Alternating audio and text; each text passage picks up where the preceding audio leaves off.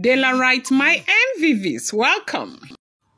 Ooni of Ife in complete shock as elders demand expulsion of Oloris who never passed the 13 sacred ritual in initiation, marriage initiation, and got their names into the register unauthorized. They said it's not a small thing that is going on in the palace of the Ooni of Ife. My people say that even if a frog wears a diamond necklace, its voice is going to betray it. This is what we are hearing. As we are hearing, they said the palace of the Ooni of Ife has been thrown into an unexpected moment of shock and spiritual unrest following a powerful move by the revered Council of Elders of the Ile-Ife Kingdom.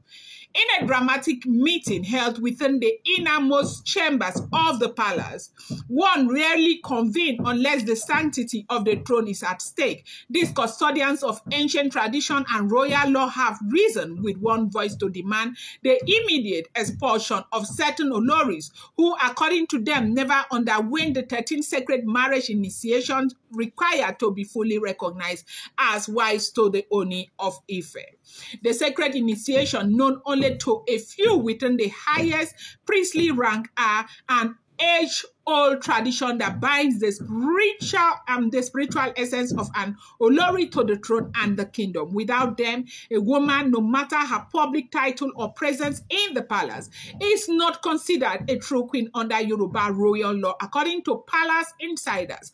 These initiations are not just cultural rituals, they are deep spiritual covenants that include cleansing, allegiance, oath, ancestral right, and a final confirmation by the oracle of Oduduwa himself. However, a recent audit of the sacred register, where the names of all Oloris who have completed the initiation are preserved, sparked an uproar. It was discovered that the names of at least 3 or 4 women had been entered into the register without the required rite ever being performed. The elders, aghast at what they call a gross spiritual violation, accused these women of desecrating the ancient stool of Oduduwa by assuming position they were never spiritually qualified to occupy. Hey!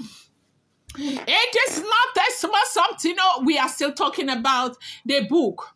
They thought that they would just sweep Olori Naomi out, scattered Olori Naomi's life, destiny. So it will be said that she got married at the age of 25. She stayed in the palace for another, let's say, 50 years. And then something happened. And they say she was never married to the Ooni of Ife. God forbid. Daylight, what do we say to this? God passed them. What do we say in situations like this? We say, God passed them. They want to shame Queen Naomi. You keep trying. Every time you try, you get into a deeper problem. Every time you try, you get in. Me, I'm not even blaming them. I don't blame them. Because when things continue to happen like this and nobody is made to self-deterrent, every time Kabiyesi is protecting his name, that's why they continue to go far and doing all of these things as we are hearing. That is if the information we are hearing is correct. That is why I started by saying that if a frog like make it carry diamond necklace, make it wear, the sound you see will still betray that frog. This is what is going on right now. Welcome back to my channel. It's your girl Delaram. I bring you fresh and spicy gist from the sources still on the royals. How are you guys doing, Delarites? I appreciate you guys so much. I love you. I share all my people. If you're yet to subscribe, kindly go ahead and hit that subscribe button and do not forget to turn on the notification bell. And do not forget to give this video a thumbs up. Daylight, my own people. Daylight, my super people. Daylight, my own lovers. If I not thank una waiting again. If I not greet una waiting again. Yes, so we heard that, the palace quickly became a theater of emotion and confusion. Sources confirmed that the Ooni of Ife himself was visibly taken aback when the matter was brought to his attention. He reportedly summoned his trusted chief, including the Obalufe and the Iyaloja. There's a difference between Iyaloja and Iyalaja, okay? They say he summoned Obalufe and the Iyaloja of the inner court to verify the claims and, calm the rising tension. As the elders, laid down their verdict and demanded swift action, the affected Oloris, upon realizing the gravity of the situation, broke down in uncontrollable tears. They say they were crying, please, please, every time, please, please, please, please, for what? Oginidi, what is it?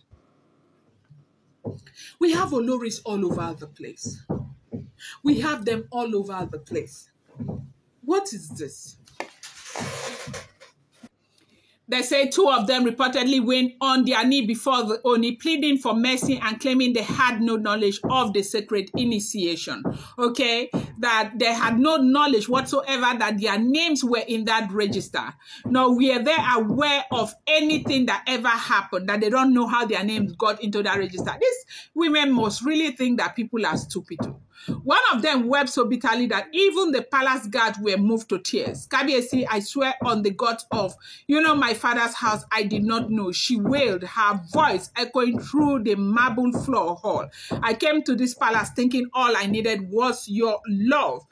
If I have erred, please forgive me. I have no idea of what is going on. And they said this person who wept that way was a blow. How is it possible? You alone, you claim that this woman who is involved in this is not in your own side of the family, that the woman happens to be on that side of the family where they don't want anything good to happen to you people, that the woman will do anything to put you down, and that the woman will do anything to ensure that you don't become anything. She has always fought you guys, fought your family, your mother's children, and everything.